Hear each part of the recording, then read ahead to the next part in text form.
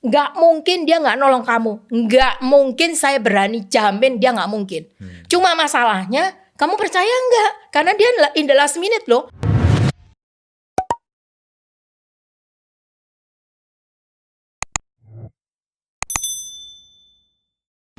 Hai, ketemu kembali di acara Today's Message Podcast. Bersama saya dengan Yohandi dan telah hadir di tengah-tengah kita Nani Susatyo. Lebih senang dipanggil Nani. Ya, apa kabar Nani? Luar biasa, terima kasih. Dahsyat ya. Oke, saya dengar nih ada kisah yang mau di-sharingkan nih untuk teman-teman semua yang menyaksikan bahwa ada perjalanan yang begitu luar biasa ya di dalam bisnisnya ya. Nah, boleh Nani sharingkan latar belakang backgroundnya nih untuk bisnisnya ini. Ya, jadi saya mendirikan perusahaan di tahun 2014 di bidang handicraft. Pada saat saya mendirikan perusahaan itu, saya dedikasikan perusahaan itu memang untuk Tuhan. Jadi saya adalah pengelolanya di dalam perusahaan itu. Secara sales meningkat terus sampai di titik tahun 2017 itu penjualan yang paling tinggi. Justru di tahun 2017 itu saya loss paling besar. Oke. Di saat penjualan tinggi malah loss gitu ya? Ya, kan secara logika nggak masuk akal ya. Benar. Kan seharusnya kan justru penjualan tinggi malah profitnya makin besar gitu Kak. Nah, pertama waktu saya dibilang saya loss, saya juga berdebat, nggak mungkin, karena kan penjualan tinggi harusnya untung gitu kan. Tapi salah, ternyata nggak seperti itu. Nah, akhirnya saya nanya Tuhan kenapa kok saya malah penjualan tinggi, kamu sudah saya bawa penjualan yang spektakuler malah loss. Tapi berhubung saya ini lagi terlalu sampai nangis sampai segala macam, nggak dengar kali ya Tuhan bicara apa. Kemudian saya ngikutin kebaktian pagi, kebaktian yang pertama. Saya duduk di depan sendiri, kosong, saya duduk di depan. Terus waktu pujian-pujian, saya nanya lagi sama Tuhan. Saya bilang, saya pengen tahu, ini memang izinnya Tuhan atau bukan? Saya bilang, tanya, Tuhan kenapa kok bisa terjadi? Akhirnya Tuhan menjawab very clear, ini memang kehendakku nak. Setelah itu saya nggak berdebat lagi, saya nggak bertanya lagi, cuma saya nangis. Setelah itu saya minta ampun sama Tuhan. Terus setelah kejadian itu saya perbaikin apa yang saya harus perbaikin. Suatu hari saya kebetulan beribadah di GKS Light to the Nation. Ada hamba Tuhan dari Filipina, Pastor Yado sama istrinya. Terus saya duduk di belakang, saya tanya sama Tuhan, kalau memang ini seizinmu, berarti saya sebagai pengelolanya dari perusahaanmu, tolong dong ajarin saya, teach me step by step. Saya bilang gitu, tolong ajarin, karena saya nggak ngerti mesti apa yang diperbaikin gitu loh. Terus saya tiba-tiba pundak saya ditepuk si pastor istrinya Pastor Yado itu, dia bilang Tuhan confirm dia akan mengajar kamu step by step untuk perusahaan ini bangkit kembali. Wow, padahal itu posisi Nani tidak berbicara keluar suara ya, hanya bicara dalam hati ya. Saya sampai kaget, tiba-tiba kok bisa tahu ya dia ya? Saya lagi penyembahan gitu ya. Oke, udah kan saya seneng. Udah, akhirnya dalam perjalanan Tuhan memperbaiki, sistemnya diperbaiki. Apa yang harus saya lakukan? Tetap saya pelajaran yang saya ambil di tahun 2017 itu bahwa di tahun itu penjualan memang tinggi, tapi saya ingat bahwa semakin saya sibuk, semakin saya melupakan Tuhan. Apa-apa saya nggak tanya Tuhan. Hanya sibuknya kan. Baca firman aja enggak. Ceritanya sibuk dikejar orderan, omset kan. Gitu. Terus itu pelajaran yang sangat besar dan sangat mahal untuk yang terjadi dalam hidup saya. Udah, akhirnya saya benar-benar saya totally berubah. Benar-benar saya submit apa yang Tuhan mau dalam hidup saya. Akhirnya tahun 2018 sudah mulai bangkit. Cost bisa tercover semuanya. Tahun 2009, ya Terus tahun 2019 satu demi satu saya perbaikin, saya handle. Terus sampai saya itu untuk develop satu produk pun saya tanya Tuhan, Wow. apakah benar-benar sellable or not gitu ya. Even stoknya pun saya nanya sama Tuhan. Ya orang bilang, ini kan bisa salah. Salah atau enggak, at least saya udah tanya Tuhan. Pasti Tuhan akan memprotek saya kalau di dalam perjalanannya itu sampai saya salah gitu kan. Oke, nah sampai di sini tanya Tuhan ini. Saya mau mungkin teman-teman yang menyaksikan juga pengen tahu ya. Kadang-kadang Tuhan konfirmasi dalam bentuk apa ke Nani? Biasanya saya ini kan orang tipe yang speednya cepat. Yes. Kadang-kadang kita Roh Kudus bicara sama saya, kita aduh nggak denger kayak atau itu bukan. Jadi saya kadang-kadang Tuhan bicara itu lewat orang. Jadi saya cenderung mendengarkan orang ngomong. Nah itu akan saya mengerti, oh ini buat saya. Atau kalau saking dableknya nih, Tuhan bicara lewat mimpi. Wow, sampai ke itu dalam mimpi. Sampai ya? mimpi. Kalau mimpi itu jelas banget. Nah Tuhan mostly bicara lewat mimpi dalam hidup saya. Wow. Ya kadang-kadang memang nggak dalam mimpi banyak hal saya kalau terlalu banyak pikiran atau apa itu mimpinya nggak jelas gitu kan. Jadi sayanya sendiri yang harus tahu. Kalau udah nggak jelas apa yang harus saya lakukan. Oke. Berarti kalau orang tadi yang bicara itu dalam konteks ini apakah mungkin pemimpin di gereja atau orang umum pun berbicara kepada Nani? Biasanya teman-teman di home atau pembimbing rohani itu kan suka ngobrol kita atau siapa aja yang saya suka sharing gitu, itu mereka akan bicara gitu. Jadi saya lebih senang mendengarkan dan menyimak itu. Wow, keren. Ya. Terus akhirnya dalam dalam perjalanan kan udah mulai meningkat. Yeah. Market saya itu mostly banyak orang asing. Produk saya itu karena saya backgroundnya kan ekspor. Jadi karena backgroundnya ekspor itu kan saya ngerti produk untuk orang asing itu apa. Nah porsi untuk orang lokal itu sangat dibilang nggak sesuai gitu kan. Nah sedangkan sales ini kan harus meningkat, benar nggak untuk suatu perusahaan. Terus saya tanya Tuhan, ini gimana Tuhan supaya bisa porsinya ini lebih besar, saya bilang gitu. Tuhan bilang pola pikirmu ini kamu rubah dulu, dia bilang gitu. How? Saya bilang gitu. Sudah deh Tuhan, saya bilang gini, tolong yang membentengin pikiran-pikiran saya, yang mengotak-ngotakin pikiran saya ini kamu break. Sehingga kalau kau bicara sama aku atau kamu ngasihin pikiran ke aku itu aku ngerti. Dan sehingga aku juga mengetahui apa sih langkah selanjutnya. Kemudian di gereja kan ada temanya breakthrough and blessing kan. Nah, dari situ setelah saya dibentuk, ini mindset saya itu saya mulai berdoa, ngerti gitu loh. Terus akhirnya saya berdoa, pengakuan iman. Saya setiap pagi saya bilang gini, Tuhan perusahaan ini adalah milikmu Tuhan. Wow. Ya, jadi saya pengelolanya. Oleh karena itu Tuhan, mari kita mendobrak pintu-pintu yang menghalangin, dinding-dinding yang menghalangin orang lokal mau menyukai produk kerobohan. Silakan Tuhan, saya bilang begitu. Terus memang sih saya lihat itu mulai dari kecil gelap, ya ada kayak celah masuk. Mulai saya lakukan setiap hari, saya lakukan akhirnya sampai menjadi terang dan besar dan besar. Saya selalu pengakuan orang lokal mencintai produk lokal, orang lokal bangga memakai produk lokal, orang lokal sangat mencintai hasil karya anak bangsa. Dari Sabang sampai Merauke, saya selalu mengucapkan hal yang positif untuk produk lokal. Memang sih perubahannya besar.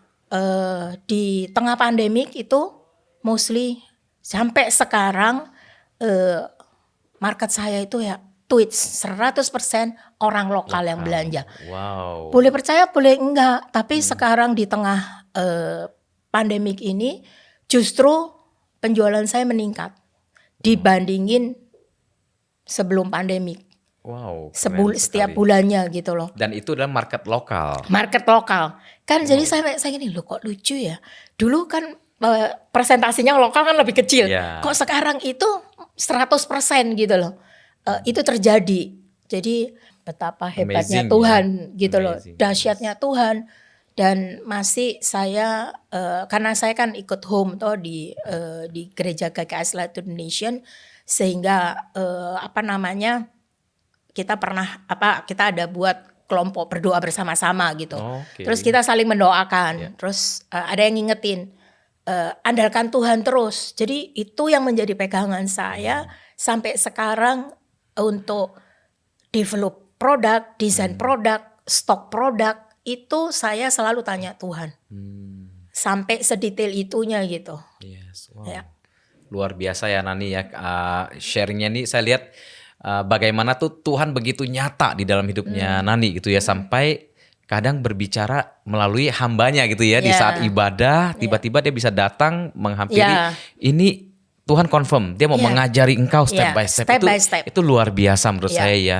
Nah, untuk pengalaman pribadi sendiri, apa sih yang Nani lakukan sehari-hari di dalam kaitan dengan membangun hubungan dengan Tuhan ya? Boleh share mungkin apa yang sudah pasti kan kita doa, baca firman.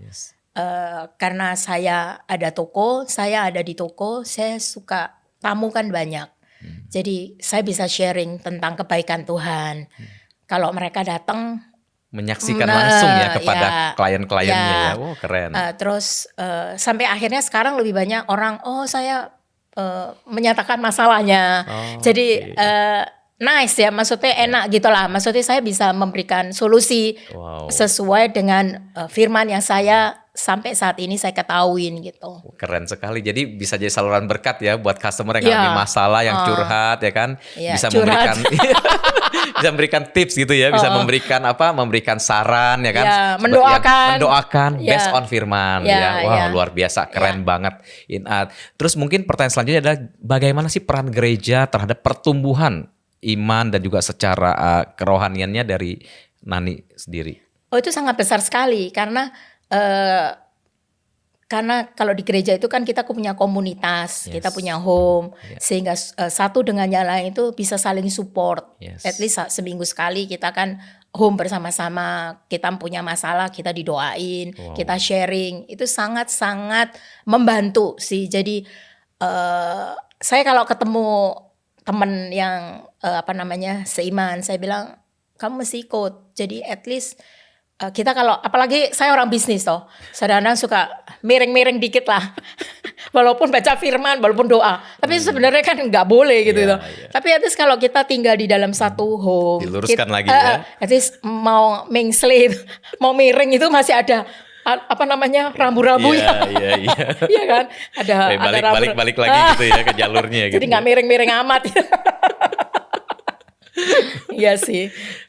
Jadi dari gereja ada komunitas yang namanya home yang ikut membentuk, ikut selalu mengingatkan karena ada rutinitas setiap minggu untuk bersama ya. Kan kita juga setiap kadang-kadang kita suka gathering, kumpul bersama-sama, ketemu gitu-gitulah. Keren ya. Nah, untuk di dalam usahanya sendiri mungkin ada di dalam bisnisnya sendiri ada pengalaman khusus nggak secara pengalaman kerohanian ya mungkin dengan karyawan atau dengan tim yang Nani bangun ini? Iya. Jadi saya ada karyawan, sama semua produksi kan ada di Jogja. Jadi saya punya karyawan tuh 3.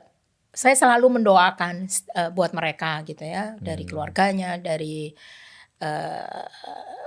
pribadinya sendiri gitu ya. Saya selalu berdoa buat mereka itu pertama tentang keselamatan mereka. Amin. Ya. Terus yang kedua saya berdoa buat masing-masing itu talenta yang Tuhan berikan buat masing-masing pribadi itu. Maksimal lagi ya. Supaya mereka kerja itu benar-benar sesuai dengan bidangnya masing-masing dan karena terasa kan hasilnya kan jadi lebih maksimal lagi gitu. Terus mereka memberikan dampak juga buat orang-orang di sekitarnya. Dan yang paling penting saya senangnya itu bisa menolong orang-orang atau di sekitar di mana kita berada. Karena kalau kita lagi banyak order, saya nggak pernah dikerjakan sendiri. Saya selalu memanggil orang-orang, ibu-ibu, terutama ibu-ibu, supaya membantu, at least daripada dia nggak ada kerjaan, dia dapat kerjaan dan mereka mendapatkan pendapatan kan, sehingga menolong ekonomi keluarganya. Itu sih memang salah satu kerinduan saya untuk menolong orang-orang yang nggak mampu di mana aja lah. Kalau saya bisa bantu pasti saya bantu, dan saya ngasihin mereka jalan.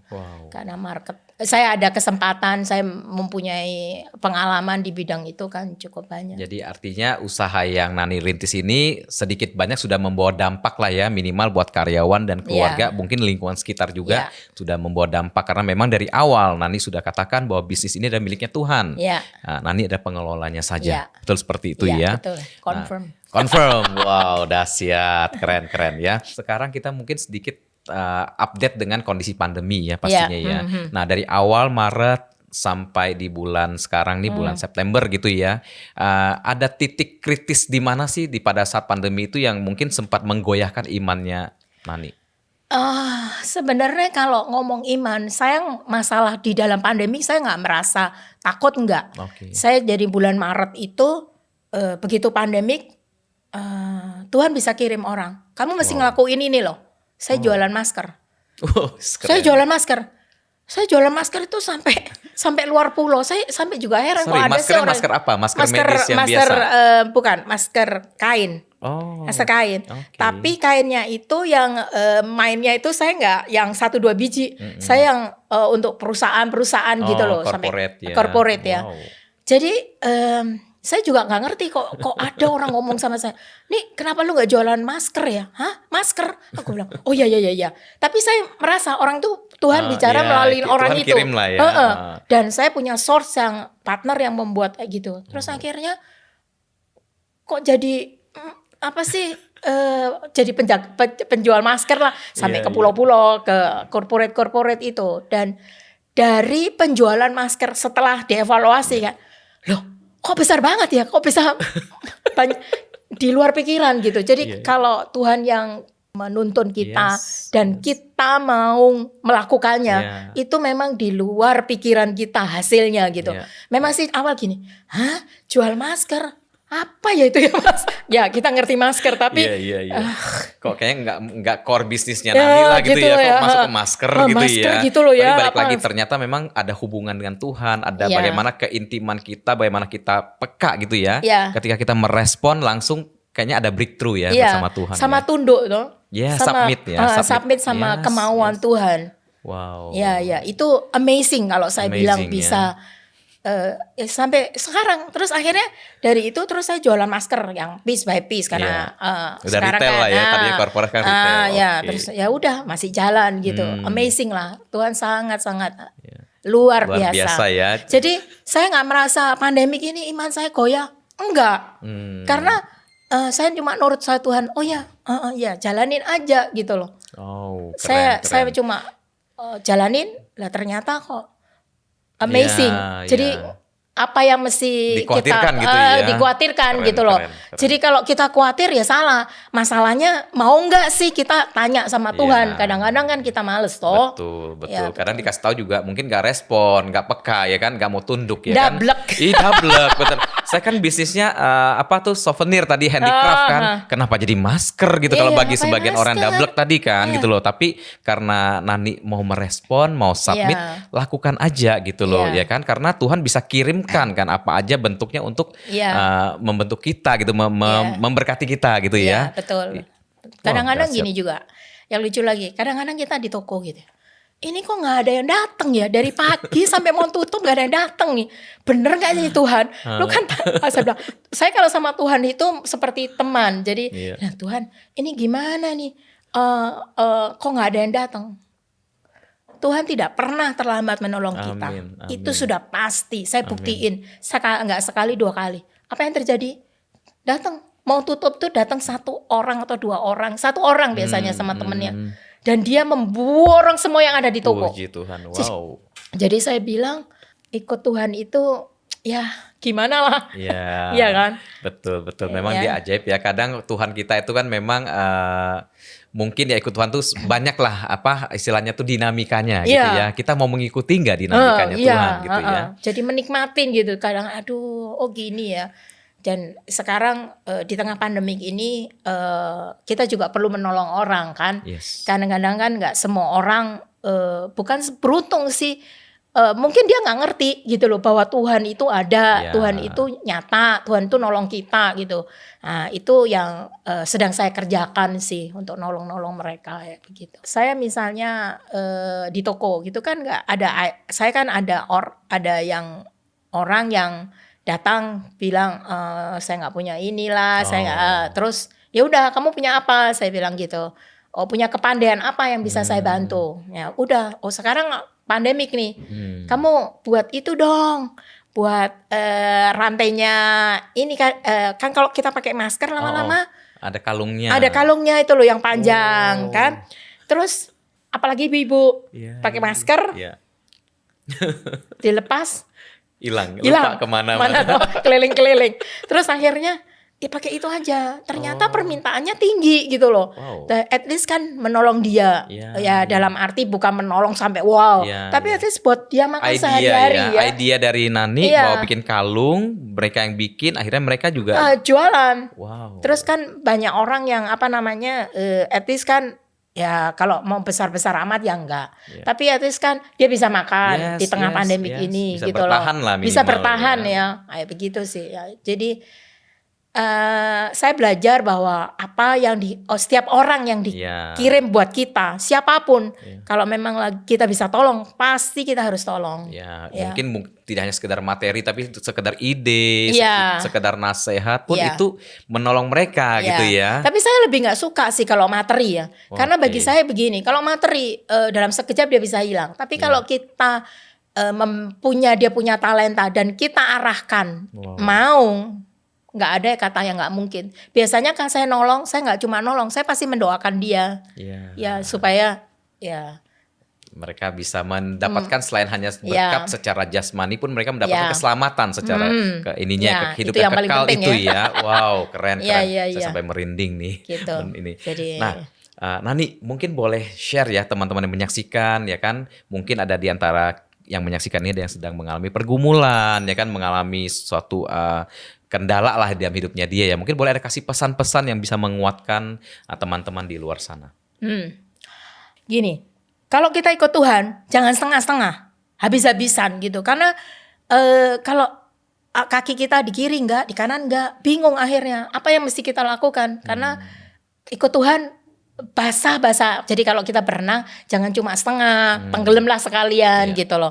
Jadi biar karya Tuhan, apa yang Tuhan mau kerjakan, hasilnya itu nyata dan orang bisa melihat. Kalau kita cuma setengah-setengah, akhirnya orang nggak melihat. Bener nggak sih Tuhan itu ada?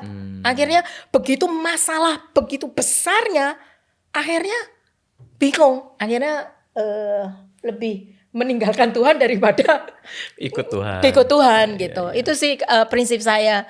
Jadi ikut Tuhan jangan setengah-setengah. Kalau nggak ikut Tuhan ya sudah jangan ikut Tuhan. Jadilah orang dunia habis-habisan lah ngomongnya begitu. Ya bukan berarti saya menyarankan begitu, tapi saya yang mengalami kedahsyatan Tuhan, kehebatan Tuhan. Ikutlah Tuhan itu jangan setengah-setengah, 100%. Udahlah, dia pasti nolong kamu in the last minute. Nggak mungkin dia nggak nolong kamu. Nggak mungkin, saya berani jamin dia nggak mungkin. Cuma masalahnya kamu percaya nggak? Karena dia in the last minute loh. Nggak pernah di tengah-tengah, nggak pernah di awal atau kita lagi seneng-seneng. Dia pasti nolong kamu. Hampir yang kita itu oh Tuhan help me gitu kan. Tapi is this real? Kalau saya nggak bisa bilang begini karena saya ngalamin. Dan saya mengalami sampai titik di mana saya sampai Tuhan ini gimana gitu loh. Saya punya karyawan kayak begitu. Jadi ikutlah Tuhan 100%, nggak pakai koma-koma, nggak pakai 99,9 gitu kan, nggak gitu. Jadi totalitas ya. Submit gitu ya. Taat saja lakukan ya. Kalau saya boleh menyimpulkan tadi mengenai in the last minute itu saya ibaratkan kalau air masih sedengkul, sepaha, sepinggang, sedada masih aman. Betul ya, masih bisa jalan ya. Masih bisa jalan ya kan. Semulut masih oke. Tapi kalau sudah di atas jidat, udah kelelap. Sudah mulai gini kita. Karena kadang-kadang gini, kalau kita sampai misalnya seperti Yehudi bilang kan, kalau sampai segini kan kita masih berusaha masih kan. bisa lah, nggak dikit masih dapat ya. Tapi kalau udah gini, sudah surrender lah. Surrender, udah benar. Karena surrender itu paling susah kan sebenarnya. Ya, karena kita ego masih kita. Double tadi ya. Double ya itu. Surrender itu paling susah karena kita masih punya pikiran. Terus kalau kita punya masalah kita bercerita kepada temannya memberikan nasihat yang sampai sad. Artinya teman yang duniawi lah ya itu ya. Tapi ketika kita bisa ada di komunitas, ada dengan pemimpin kita bisa sharing, memberikan arahan secara sesuai dengan firman. Mungkin itu yang lebih membuat kita lebih firm untuk bergerak seperti itu. Dan mau diubah sama Tuhan. Kalau kita nggak mau diubah sama Tuhan juga. Tuhan nggak bisa bekerja, ya kan? Dablek gimana sih mau dablek? Tuhan, sayang, kau mau dirubah sayang, tapi lu kok masih dablek sayang? Gimana sayang? Iya, kayak potong rambut ya, dipotong suruh ke kiri tetap ke kanan juga ya, nggak jadi. Iya, nggak jadi ya. Maksimal ya. Betul, harus total dan mau submit, ya itulah. Karena kan di proses Tuhan gak enak loh. Iya betul, kan? Betul. Mau ada sesuatu yang harus kita bayar. Nah banyak kita yang gitu ada ya. Harus dikikis. Iya kan? Dikikis ya egonya, karakternya. Betul. Iya betul. Ya, sampai dia muncul berkilau. Iya. Wah senang sekali loh hari ini bisa share dengan Nani ya. Banyak sekali hal-hal yang sangat memberkati. Saya pribadi sangat diberkati bagaimana pengalaman pribadinya Nani bersama dengan Tuhan ya. Sekali lagi thank you Nani sudah mengisi acara Today's Message Podcast edisi kali ini. Sampai ketemu, biarlah Tuhan terus menyertai, alami breakthrough dan blessing bersama dia.